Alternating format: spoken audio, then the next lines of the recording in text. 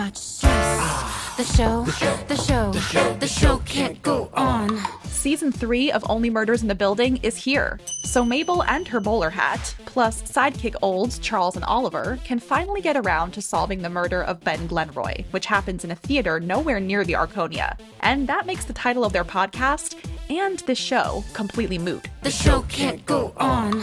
But JK, because it turns out Ben survives. That's right. I'm alive! How could you? What? JK, because then he dies again. For real this time, in an elevator shaft, in the Arconia.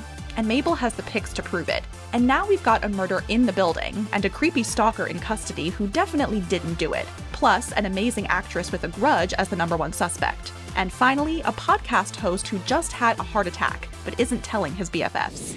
That's a lot to unpack, so we went to showrunner John Hoffman for some words of wisdom. Here's what he had to say about Ben's fake-out death. Quote, "We have tremendously smart writers and researchers who looked at poisons to find out what made sense and how Ben would survive being poisoned. It all will make sense at the end of the season. The part I liked the most is this twist on the classic murder mystery thing, where you have a room full of people, and here we have the victim himself going around the room and picking out potential suspects for our audience at home." Cobra knows a fellow snake when he sees one.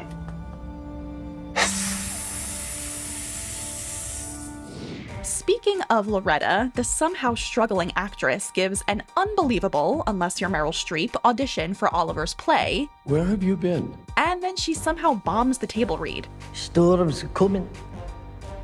Don't take that for noble in the rocks. According to the showrunner, quote, "Loretta is a truly miraculous actress. At a table read, I have seen many a brilliant actor really make everyone tremble with nerves. Like, what are they doing? Oliver is the one championing her, and he's not going to walk away from her, and it sparks a romance between them." And that brings us to our stressed-out director who suffers a minor heart attack in episode 2.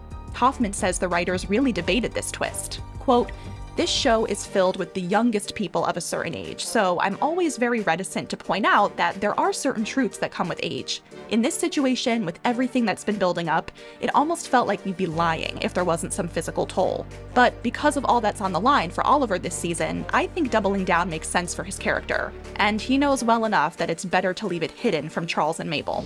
Head to TVLine for more of Ryan Schwartz's interview with the showrunner, and let us know your take on season 3 so far in the comments. For TVLine.com, I'm Rebecca Iannucci.